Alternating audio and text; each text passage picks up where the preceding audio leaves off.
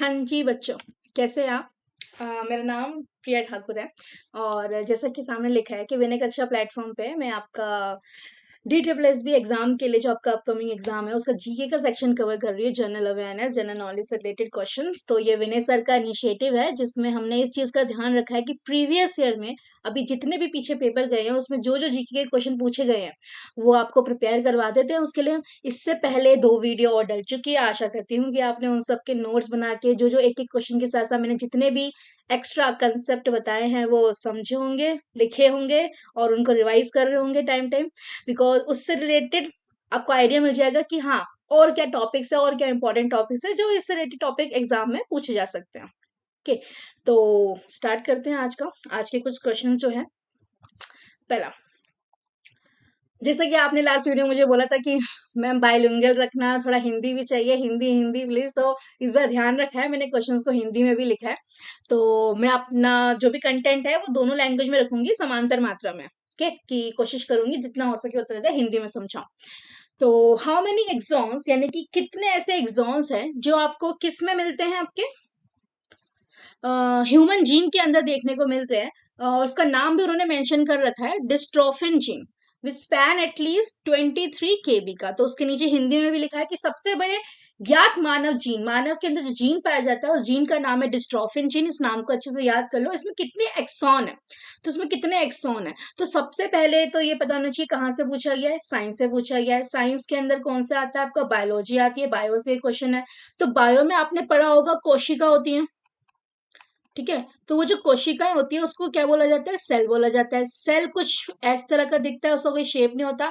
Centre में केंद्रित उसका एक न्यूक्लियस होता है, ठीक है। अब उस न्यूक्लियस के अंदर क्या होता है, बहुत ही इंपॉर्टेंट चीज, ऐसे हिंदी में ऐसे बोलते हैं कि रोड जैसा दिखने वाला कुछ स्ट्रक्चर होता है, उसको हम क्रोमोसोम बोलते हैं, ठीक है।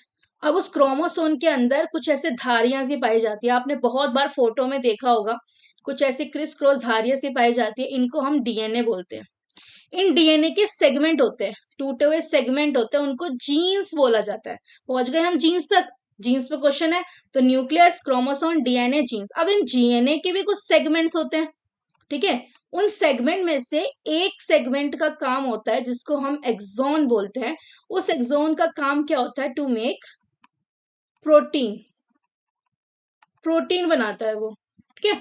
अभी जो प्रोटीन है कि यानी कि मान लो जैसे कोई हेल्दी पर्सन है, उसका जो बच्चा होगा वो हेल्दी होगा, तो उसके डीएनए में ये इन्फॉर्मेशन पहले से प्रेजेंट है कि उसके अंदर जो भी वो चीज खाएगा लेगा उसका प्रोटीन कितना इफेक्टिवली, कितना अच्छे से बनेगा। तो ऐसे जो हमारा जो लार्जेस्ट ह्यूमन जीन है उसका नाम आपने देख लिया क्वेश्चन में, डिस्ट्रोफिन जीन है। तो उसके अंदर ऐसे कितने एक्सॉन प्रेजेंट है, तो उसका करेक्ट आंसर कौन सा है, सीधा फैक्ट है तो मैं डायरेक्ट आंसर बता रही हूँ। सो करेक्ट आंसर आपका थर्ड ऑप्शन है 79। तो 79 इसमें एक्सॉन प्रेजेंट होता है। और ये 2300 kb आपको लिखा हुआ मिल रहा है, इसका मतलब क्या होता है, किलो बेस। वो किलो बाइट में समझते हैं ना कंप्यूटर वाला, ये किलो बेस है, ठीक है। काम क्या होता है, प्रोटीन बनाना। और जीन्स का काम क्या होता है, जीन्स क्या कैरी करती है, आपकी इंफॉर्मेशन कैरी करती है। कि जैसे मान लो आपका फेस का जो कलर है, स्किन का जो कलर है, आईज का जो कलर है वो आपके पेरेंट्स से मैच होता है। क्यों मैच होता है, बिकॉज वो जीन्स के अंदर वो इन्फॉर्मेशन प्रेजेंट है, ठीक है। सारे फैक्ट्स रिकॉर्ड कर लेना, अपने माइंड में स्टोर कर लेना। Next, Dharmapal is known to have founded the university near Bhagalpur. Hindi में इसको है, ये ज्ञात है हमें कि धर्मपाल ने बिहार में भागलपुर में कोई विश्वविद्यालय की स्थापना करी थी। वो विश्वविद्यालय कौन सा था, ठीक है। तो धर्मपाल कौन था, धर्मपाल अच्छा था, एक पाला डायनेस्टी चल रही थी, पाला डायनेस्टी का किंग था, रूलर था। अब उस पाला डायनेस्टी में बिहार में भागलपुर डिस्ट्रिक्ट के अंदर एक बौद्ध यूनिवर्सिटी बनाई गई। तो उस बौद्ध यूनिवर्सिटी में जो इन्होंने बनाई गई उसका नाम तो आंसर यही है, विक्रमशिला। उसके साथ साथ जो आपको याद रखना है कि और जो यूनिवर्सिटी थी जो बौद्धिक उस पे बेस्ड थी वो थी नालंदा और उदांतपुरी, ठीक है, उदांतपुरी। और ये जब डिस्ट्रॉय करी गई थी, ये विक्रमशिला जो यूनिवर्सिटी थी ये किसने डिस्ट्रॉय करी थी, बना तो दी थी, तो आपको एक्स्ट्रा तो कुछ पता होना चाहिए, डिस्ट्रॉय किसने करी थी, खिलजी ने डिस्ट्रॉय करी थी। क्या नाम था उसका पूरा, बख्तियार खिलजी, ठीक है। Next, Nishat garden. Nishat garden आपको कहाँ पे मिलता है, ठीक है। तो निशार गार्डन क्या है, एक फेमस मुगल गार्डन है, ठीक है, मुगल तो लिख सकते हो ना, समझ जाओगे, फेमस मुगल गार्डन है। अब इसमें क्या बड़ी बात है, ये सेकंड लार्जेस्ट मुगल गार्डन है। कहाँ पे मिलेगा आपको? कश्मीर में। कश्मीर सुनते ही आंसर पता चला? क्या आंसर है इसका? मैं नहीं बताऊंगी, कमेंट से बताना आप। कश्मीर में है, मैं इतना बता देती हूँ। सेकंड लार्जेस्ट है, ये भी मैंने बता दिया। किसने बनाई थी?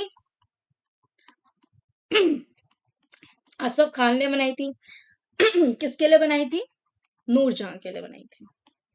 और इसके पास बहुत ही इंपॉर्टेंट लेक जो न्यूज में भी रहती है और पूछा भी गया है काफी एग्जाम में, दाल लेक मिलती है। ठीक है, दाल लेक कहाँ है? आपके भी जम्मू कश्मीर में। और इस निशार गार्डन को क्या बोला जाता है? एक और नाम से भी जाना जाता है, पेपर में आएगा तो याद रखना, गार्डन ऑफ ब्लिस के नाम से। ठीक है, इसमें एक और खास बात है, ऐसे ना टेरेस फार्मिंग होती है, क्योंकि पहाड़ी एरिया है तो वहां पे टेरेस फार्मिंग होती है, ताकि जब पानी आए तो वो ऐसे सब जगह इक्वल इक्वल डिस्ट्रीब्यूट हो जाए और पानी ऐसे वेस्ट ना हो। तो टेरेस फार्मिंग करते हैं, तो टेरेस गार्डनिंग कर रखी है यहाँ पे। कितने लेवल पे? 12 लेवल पे। और यहाँ पे आपको कुछ स्पेशल पहाड़ हैं, तो मैंने इससे पहले वाली वीडियो बनाया था, पहाड़ में आपको जो ट्रीज जो वेजिटेशन देखने को मिलती है वो किसकी? यहाँ पे एक फेमस है चिनार ट्री, जो हमारे एंशंट टाइम से पाया जाता है इंडिया में। चिनार ट्री देखने को मिलता है। ठीक है, तो आपको पता चल रहा है एक क्वेश्चन के साथ कितने फैक्ट मिल रहे हैं, उन सबको ध्यान रखो और अपने नोट्स बनाते रहो, बहुत इंपॉर्टेंट है। Next, when did the new criminal law including the भारतीय नागरिक सुरक्षा संहिता कम इनटू इफेक्ट? देखिए काफी इंपॉर्टेंट है, बिकॉज पूरा सीआरपीसी जो अभी तक चल रहा था, सीआरपीसी एक्ट 1973, वो पूरा बदल दिया गया है, रिप्लेस कर दिया, और उसकी जगह क्या ला दिया गया? बीएनएस। अब बीएनएस के नाम से आप पढ़ेंगे, बीएनएस 300 डेज, बीएनएस दिस। तो बीएनएस की फुल फॉर्म क्या है? सामने लिखी हुई है, भारतीय नागरिक सुरक्षा संहिता। हिंदी में भी लिखी है, इंग्लिश में भी लिखी है। अब ये कब लाया गया था? When did come into effect? तो कम इनटू इफेक्ट को हाईलाइट कर लो, बिकॉज इसमें दो चीजें आपको पता होनी चाहिए। एक्सेप्ट कब करा गया था? ये एक्सेप्ट करा गया था दिसंबर को 25 2023 को। बट ये इफेक्ट में कब लाया गया था? जब से हमारा माना गया था,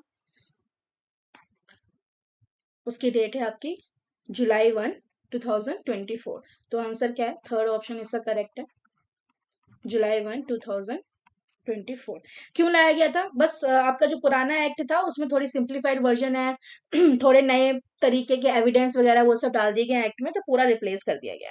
ठीक है, बीएनएस याद रखना, सीआरपीसी को रिप्लेस करा है। कौन सा एक्ट था, कब इफेक्ट में आया था और कब एक्सेप्ट करा गया था? Next, what is the projected global growth rate for 2024 according to April 2024 world economic outlook? April 2024 विश्व आर्थिक परिदृश्य, डब्ल्यूई को क्या बोलते हैं? विश्व आर्थिक परिदृश्य के अनुसार 2024 में जो वैश्विक विकास दर है वो कितना दिया गया था? अब वैश्विक क्या हो जाता है? ग्लोबल लेवल पे। ग्लोबल लेवल पे विकास माने ग्रोथ। किस चीज की ग्रोथ? आपकी इकोनॉमी की ग्रोथ। इकोनॉमी को हिंदी में क्या बोलते हैं? आर्थिक व्यवस्था।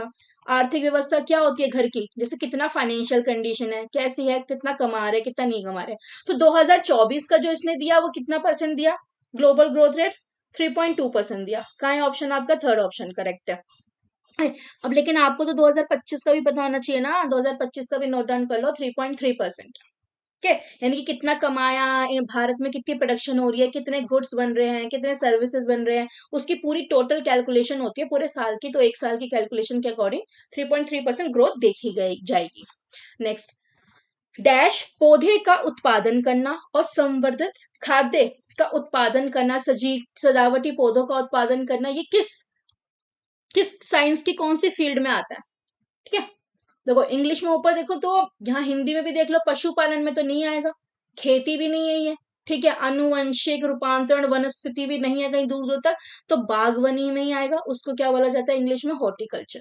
ठीक है, हॉर्टिकल्चर में क्या करते हैं? कल्टीवेटेड फूड उगाते हैं। कल्टीवेटेड जैसे आपने देखा राइस उगाते हो, तो राइस में क्या होता है? चावल में क्या होता है? ऐसे थोड़ा कुछ भी उगा देता है। वो राइस में होता है कि उसमें कितना प्रोटीन होगा, कितने न्यूट्रिएंट होंगे, मैग्नीशियम, फास्फोरस, ये सब कितना कितना प्रेजेंट होगा, वो सब कुछ डिजाइंड होता है और पहले से कैलकुलेट होता है। कल्टीवेटेड फूड बोला जाता है उसको। ठीक है, खाद्य पदार्थ में आता है, उसको हॉर्टिकल्चर बोलते हैं।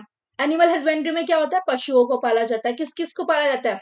चिकन को पाला जाता है, हेन को पाला जाता है, शीप को पाला जाता है। क्यों पाला जाता है? उसकी वूल के लिए पाला जाता है, उसके मिल्क के लिए पाला जाता है। ठीक है, और ब्रीडिंग भी कराई जाती है। किसकी ब्रीडिंग कराई जाती है? फिश की भी होती है। ठीक है, तो वो सब एनिमल हस्बेंड्री में आप क्या लाइफ स्टॉक भी बोलते हैं इसे। जेनेटिक मॉडिफिकेशन क्या होता है, HYV सीड्स आपने सुना था, HYV सीड्स लाए गए थे, ग्रीन रेवोल्यूशन आया था, तो उसमें क्या करा था, सीड्स का जेनेटिक मॉडिफिकेशन करा था कि मान लो जैसे आपको एक ऐसा पौधा चाहिए कि जो कम पानी में भी उग जाए, तो कौन सा है, कोई ऑलरेडी एक ऐसा पौधा होगा जिनको हम वो बोलते हैं अपने मिलेट्स बोलते हैं, वो ऑलरेडी कम पानी में उग जाते हैं, तो वो जो कम पानी में उग जाते हैं और दूसरे पौधे में वो नहीं है, तो उनके जीन्स को मिला दिए, दूसरे पौधे में ज्यादा प्रोटीन था, इसमें कम पानी में उगने की क्षमता थी, दोनों की जीन्स को मिला दिया और जो नया पौधा बनेगा वो आपका जेनेटिकली मॉडिफाइड कहलाएगा। ठीक है, तो ये तीनों टर्म्स इंपॉर्टेंट थी, मैंने आपको बता दी, और इसका आंसर करेक्ट आंसर क्या है, हॉर्टिकल्चर, बागवानी। Next question number 7, what happen when a base is applied to litmus paper. ठीक है, तो आपका क्या होता है, सबसे पहले तो आपको बताना चाहिए साइंस का टॉपिक है, साइंस में आपका क्या आती है, कुछ 3-4 चीजें आती है, सब्सटेंस या आसपास के जो पदार्थ है, या तो आपको एसिडिक देखने को मिलेंगे, या बेसिक देखने को मिलेंगे, या फिर न्यूट्रल देखने को मिलेंगे। तो एसिडिक में क्या होता है आपका, हिंदी में क्या बोला जाता है, बेस को क्या बोला जाता है, क्षार, और न्यूट्रल को क्या बोला जाता है, उदासीन बोला जाता है। ठीक है, तो वो जो अल्म होता है वो होता है क्या, जो भी चीजें आपको आसपास अपनी खट्टी मिलती हैं वो अल्म होता है। ठीक है, कौन सा मिलता है, नींबू पानी, नींबू के अंदर होता है, क्यों, कौन सा एसिड होता है नींबू के अंदर, सिट्रिक, और विनेगर के अंदर एसिड होता है। ठीक है, एप्पल के अंदर भी होता है एसिटिक एसिड। ठीक है, और क्षार क्या होते हैं आपके, बेस, बेस में आपका क्या मिलता है, जो सोपी जैसे स्ट्रक्चर देते हैं छूने में और कड़वे होते हैं टेस्ट में। ठीक है, जैसे आपका एग्जांपल क्या है, बेकिंग सोडा, ये सब बेस है आपके। और न्यूट्रल क्या होता है, देखो न्यूट्रल क्या होता है, जिसमें ये दोनों चीजें प्रेजेंट ही नहीं होती, नो, ना कि वो अल्म है ना क्षार है, वो उदासीन है, तो वो सोल्ट कहलाता है। ठीक है, जैसे NaCl इसका फॉर्मूला है, जो रोज आप नमक खाते हो उसमें सोल्ट आता है। अभी करते क्या है, हमारे आसपास ना कुछ लिटमस पेपर प्रेजेंट है, लिटमस पेपर क्या बोला जाता है, इनको एसिड बेस इंडिकेटर भी बोला जाता है, जिसपे आप सॉल्यूशन में डाल के, अगर उसको एसिडिक सॉल्यूशन में डालेंगे या बेसिक सॉल्यूशन में डालेंगे, उसको पता चलेगा कि वो यार एसिडिक था, वो बेसिक था। कैसे पता चलता है, लिटमस पेपर अगर लाल हो गया तो वो एसिडिक है। ठीक है, और हाँ, तो जब लिटमस पेपर पर क्षार लगाया जाता है, तो क्षार किसकी बात हो रही है आपकी, बेस की बात हो रही है। तो बेस का क्या होगा, अब रेड तो नहीं है, तो दूसरा कलर कौन सा होता है, ब्लू दिया जाता है, तो चौथा इसका करेक्ट आंसर है। ठीक है, next question 8, what is the main objective, क्या है अल्कोशा प्लेटफॉर्म इंट्रोड्यूस इन द मार्च 2000 है। तो अल्कोशा प्लेटफॉर्म है क्या, देखो ये NIC लेके आया था, NIC का नाम क्या है, नेशनल लेवल पे जो इंफॉर्मेटिक सेंटर है। ठीक है, इंफॉर्मेटिक सेंटर, इसका मेन काम क्या है, AI उन्नति को बढ़ावा देना वाले डेटा सेट। ठीक है, डेटा सेट क्या होता है, आपका डेटा, कितने लोग हैं, कहाँ है, कितनी एज है, कितनी पॉपुलेशन है, मैरिड है, अनमैरिड है, वुमेन है, ओल्ड है, मैन है, वर्किंग है, नॉन वर्किंग है, ये सारा डेटाबेस और मॉडल प्रदान करता है, वो कौन प्रदान करता है, ये अल्कोशा प्लेटफॉर्म प्रोवाइड करता है। NIC लेके आया था, NIC ने इसको डिजाइन करा था, और ये किस लिए लेके आए थे, क्यों, ताकि ई गवर्नेंस अच्छे से हो जाए। ई गवर्नेंस का मतलब ऑनलाइन पे गवर्नेंस, गवर्नेंस माना जो आपकी सरकार है वो कैसे चलाएगी देश को, उसको बोलते हैं ई गवर्नेंस। नाम क्या है, अल्कोशा प्लेटफॉर्म।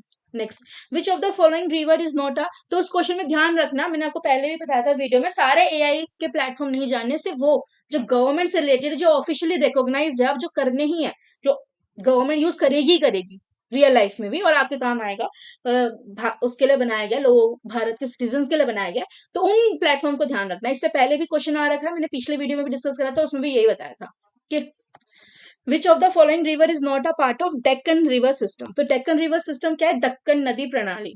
अब कहाँ पे मिलती है, आपका भारत कुछ इस तरीके से दिखता है, यहाँ से नेक ऐसे, और ये वाला पोर्शन जो है आपका, ठीक है, तो ये वाला पोर्शन सारा समुद्र से घिरा हुआ है, और इसके अंदर ये वाला जो पोर्शन पड़ता है ये आपका डेक्कन प्लेट्यू पड़ता है। तो यहां से कौन सी नदी है, गंगा, गंगा के पैरेलल यमुना, फिर यहाँ पे मैं आपको डेक्कन प्लेट्यू में 3 नाम गिनवा देती हूँ, तीनों के नाम याद रखो, ऐसे सीक्वेंस में आता है, गोदावरी, कृष्णा, कावेरी। ठीक है, गोदावरी, कृष्णा, कावेरी, तो आपको आंसर मिल गया, कौन सी नहीं है, सतलुज, सतलुज ऐसे काटती हुई चलती है। ठीक है, तो सतलुज नहीं है। जो ऊपर दिखती है, डेक्कन में दिखती नहीं है। Correct answer map. याद करो, मैप दिमाग में स्टोर होगा। मैप से रिलेटेड 10 क्वेश्चन में आएंगे, 10 के 10 क्वेश्चन आप कर दोगे बिकॉज दिमाग में स्टोर रहेगी इन्फॉर्मेशन। नेक्स्ट, वीर भाई कोटवाल ने के दौरान डैश के दौरान ठाणे जिले के करजत तालुका में एक समांतर सरकार बनाई दी थी, अपनी खुद की सरकार बना दी थी, किसको? सैनिकों के साथ मिलके। कोतवाल दस्ता नाम रख दिया उसका। के और ये कौन से टाइम पीरियड में बनाई गई थी? इंडिया में चल रही थी फ्रीडम स्ट्रगल, आजादी की लड़ाई। ये सारे मूवमेंट हो रखे हैं। सब मूवमेंट में गांधी जी का बहुत इंपॉर्टेंट रोल है। सारे मूवमेंट के बारे में कुछ पॉइंटर्स बता देती हूँ जो पता होने चाहिए। क्विट इंडिया मूवमेंट के बारे में, अगस्त, लिख लो, 1942। महात्मा गांधी का मेन रोल क्या था इसमें? क्विट इंडिया मूवमेंट में सिर्फ एंड पॉइंट पे पहुंच गए थे महात्मा गांधी की सिचुएशन में, जहां वो बहुत पीसफुल शांति तरीके से चल रहे थे, मतलब छोड़ो अब भारत, अब नहीं हो सकता, सारे चीजें करके देख ली, छोड़ दो। तो इसको बोला गया ब्रिटिश विड्रॉल। ठीक है, या तो डू और डाई, इंडियंस को दिया गया इंस्ट्रक्शन, डू और डाई, अब छोड़ो भारत, निकालो ब्रिटिशर्स को यहाँ से। ओके, फिर खिलाफत मूवमेंट।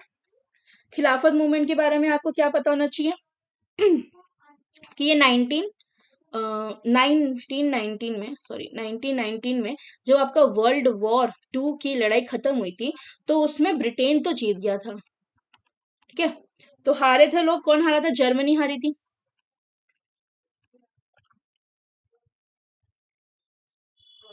ठीक है, तो जब हारी थी तो वहां पे एक ट्रीटी हुई थी, ट्रीटी ऑफ वर्सले, जगह का नाम है वहीं पे। तो ट्रीटी ऑफ वर्सले में क्या बोला गया? वहां पे जो ओटोमन का अंपायर चल रहा था, इस्लामिक रूलर, वो कम कर दिया गया। सो कम कर दी गई, तो यहाँ के मुस्लिम्स को, भारत के मुस्लिम्स को वो अच्छा नहीं लगा। तो यहाँ पे दो बंदे थे, मेन नाम है, लिख लो, और बहुत बार पूछा गया, मोहम्मद अली जौहर, और दूसरा है आपका शौकत अली। इन लोगों ने यहाँ पे खिलाफत मूवमेंट चला दिया भारत में कि हम उनको सपोर्ट करने के लिए, अपने रूलर को, इस्लामिक रूलर को। तो ये जो सिचुएशन हुई थी, तो यहाँ पे गांधी जी ने देखा कि यार मुस्लिम जो ओटोमन एम्पायर है उसकी जो हार हुई थी वो ब्रिटिशर्स के अगेंस्ट हुई थी, तो उनका दुश्मन भी वही है, हमारा दुश्मन भी वही है। तो ये एक तरीका है जहां मुस्लिम्स और हिंदू को क्या करा जा सकता है? यूनाइट करा जा सकता है, तो हमें भी सपोर्ट करना चाहिए। तो गांधी जी ने सपोर्ट किया था इन्हें उस टाइम। खिलाफत मूवमेंट इसलिए इंपॉर्टेंट हो गया। दूसरा आया था सिविल डिसऑबीडिएंट मूवमेंट। देखो, सिविल डिसऑबीडिएंट मूवमेंट में क्या हुआ था? डिसऑबीडिएंट होना किसी चीज को लेकर मतलब होता है बात नहीं मानेंगे। तो जब बात नहीं मानेंगे, तो वो 1930 से लेके 34 तक बहुत सारे इवेंट्स हुए थे, जिसमें क्या क्या हमने, क्या क्या उनकी बातों के अगेंस्ट गए थे, ब्रिटिश के अगेंस्ट, कि सोल्ट मार्च किया था, अपना सोल्ट का नियम खुद बना लिया था। बीच में गांधी जी को अरेस्ट भी हुआ था। फिर उसके बाद आपका इरविन पैक्ट साइन हुआ था। इरविन पैक्ट साइन हुआ था, फिर उसके बाद एक पुणे, बीच में गांधी जी ने अनशन किया था, फिर एक पूना पैक्ट हुआ था। ये मेन इंपॉर्टेंट इवेंट्स हुए थे।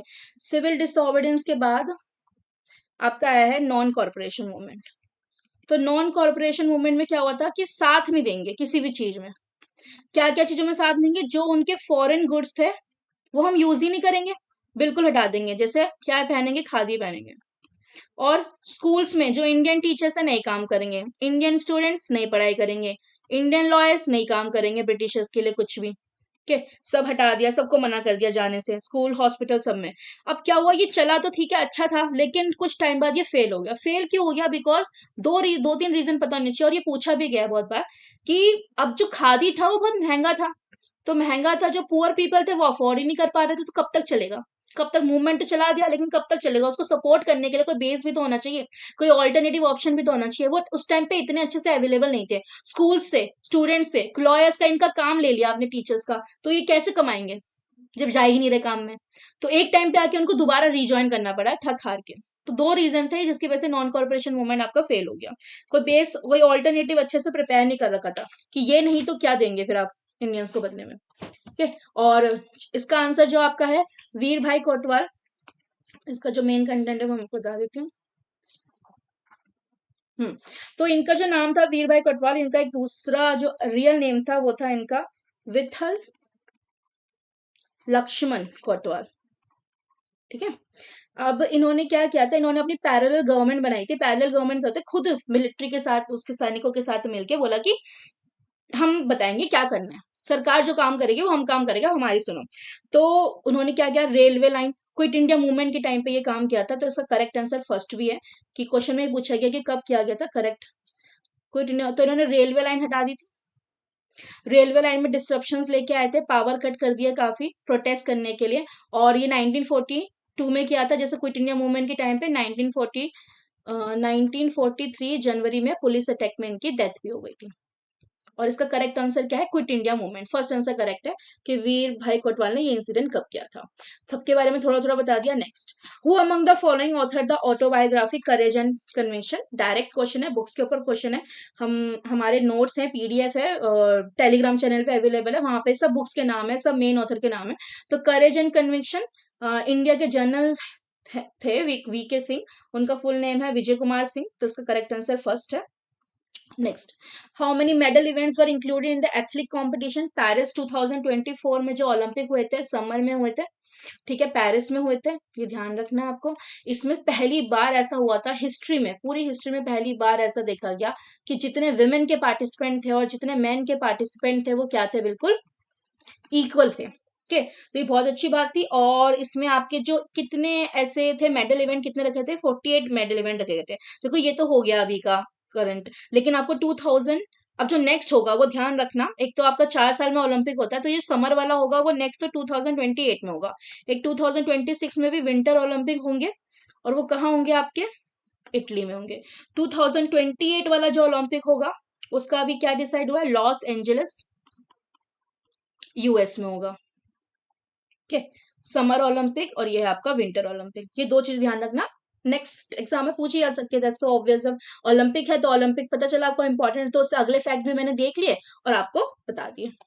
नेक्स्ट, भारतीय संविधान का निम्नलिखित में से कौन सा गुण ये कहता है कि प्रत्येक भारतीय जो 18 वर्ष से आयु के बाद है उसे मतदान का अधिकार दिया जाएगा? मतदान माने वोट करने का अधिकार है, राइट टू वोट। तो किसमें दिया जाता है राइट टू वोट? तो जो हमारा कॉन्स्टिट्यूशन बना था, तो कॉन्स्टिट्यूशन जो मेकर्स है, बी आर अम्बेडकर, वल्लभ भाई पटेल, जवाहरलाल नेहरू, इन सब ने देखा कि हमारा इंडियन को पढ़ा लिखा एजुकेटेड होना जरूरी नहीं है कि वो अपनी गवर्नमेंट रिप्रेजेंटेटिव, गवर्नमेंट अगर उसको बनानी है, उसे सिलेक्ट करना है कि कौन बंदा क्या अंडर वो गवर्नमेंट चाहता है। तो वो एक 18 साल का, चाहे लड़का हो चाहे लड़की, कोई भी कास्ट से हो, कोई भी जेंडर से हो, कितना अमीर हो कितना पुअर हो, तभी वो डिसाइड कर सकता है। तो वो किस टॉपिक के अंदर आता है? वो यूनिवर्सल एडल्ट फ्रेंचाइज बोलते हैं उसको। ये बहुत इंपॉर्टेंट है, उसको हमेशा ध्यान रखना।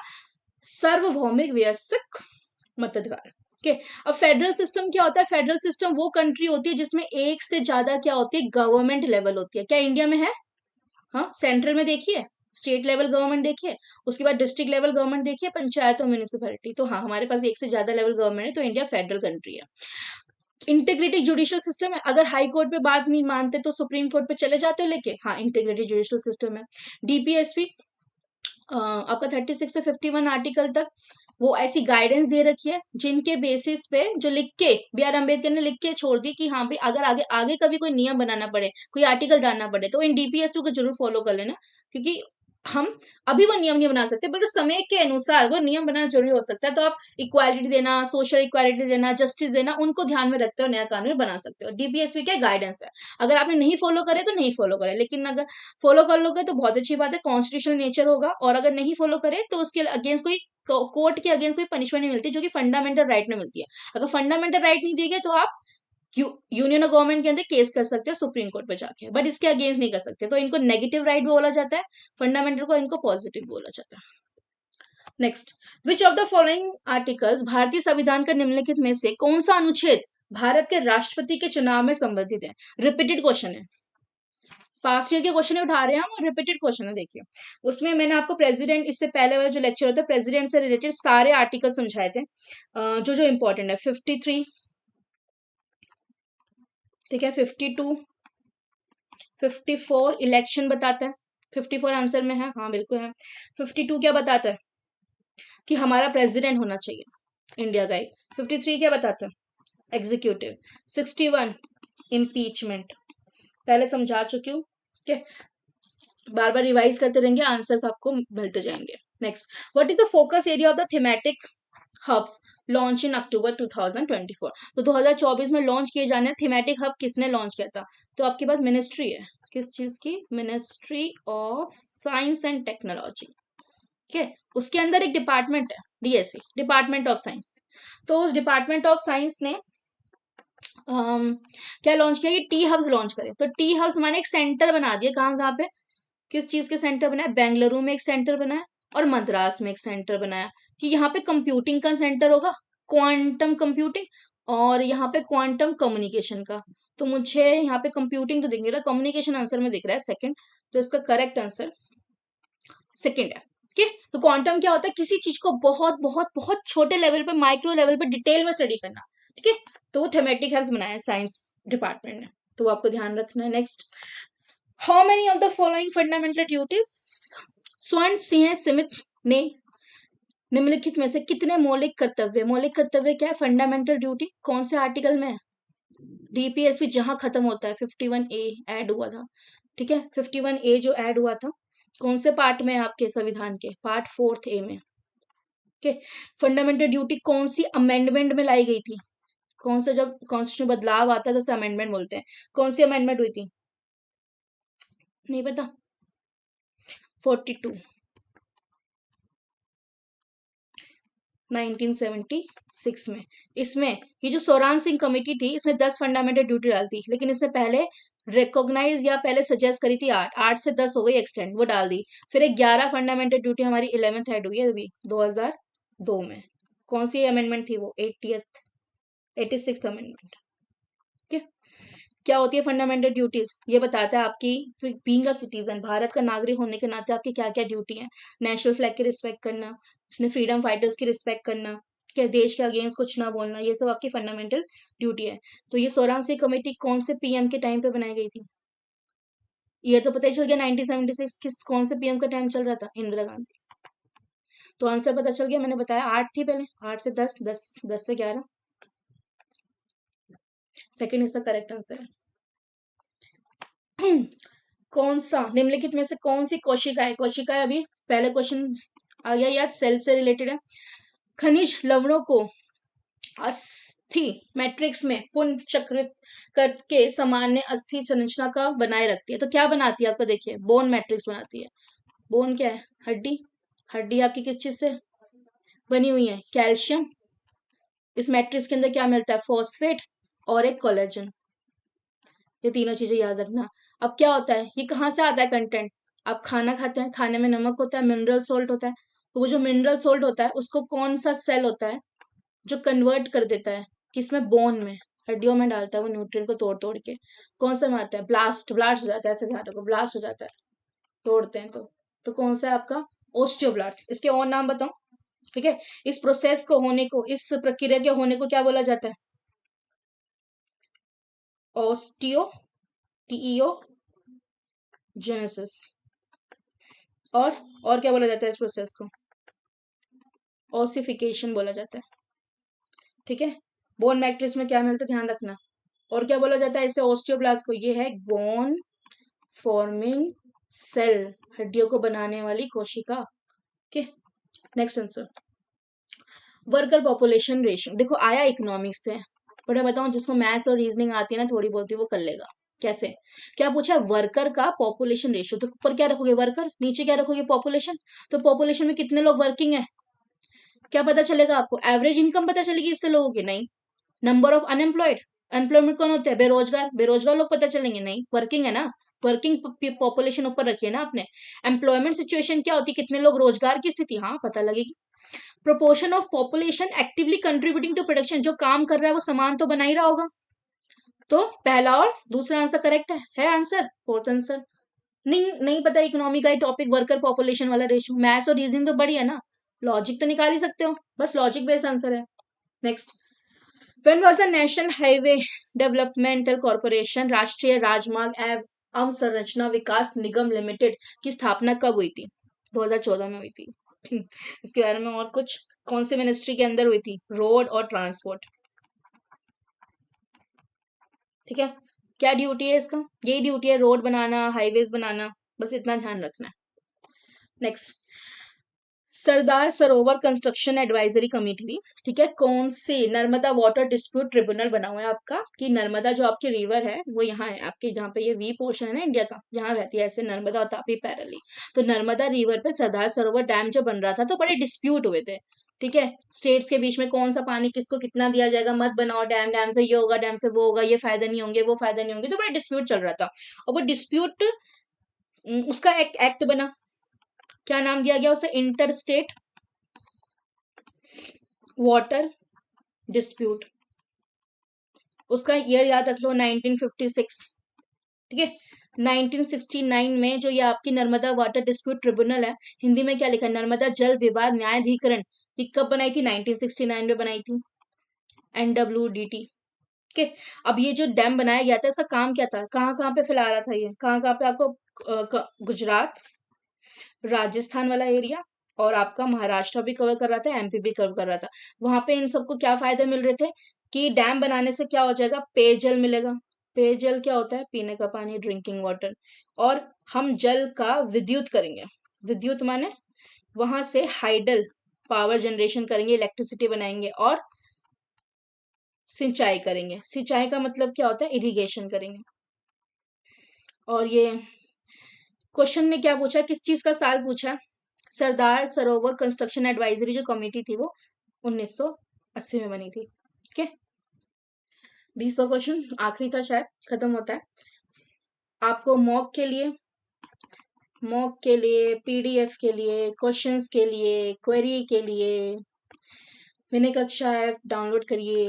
ठीक है, और हमें टेलीग्राम पे फॉलो कर सकते हो। मेरे से या मैंने कक्षा टीम से कोई भी क्वेरी हो, GK से रिलेटेड, कुछ और वीडियो चाहिए, कुछ आर्टिकल चाहिए, वहां पे कोऑर्डिनेट कर सकते हो। एक व्हाट्सएप नंबर ये है ऑफिशियल, और एक और व्हाट्सएप नंबर ये है 8881061556, इस पे कांटेक्ट कर सकते हैं। टेलीग्राम पे बिल्कुल ज्वाइन हुआ, बिकॉज रोज 20 से 30 क्वेश्चन यहाँ पे डल रहे हैं, रोज प्रैक्टिस हो रही है। तो जो DSSC के एग्जाम को लेके सीरियस है, अक्टूबर में सीरियस अटेम्प्ट देना चाहता है, उसके लिए प्रिपेयर करना आज से और अभी से शुरू करिए। ठीक है, जितना जल्दी हो सके हम नेक्स्ट वीडियो के साथ आएंगे और इम्पोर्टेंट क्वेश्चंस के साथ आएंगे। Stay in touch. Thank you.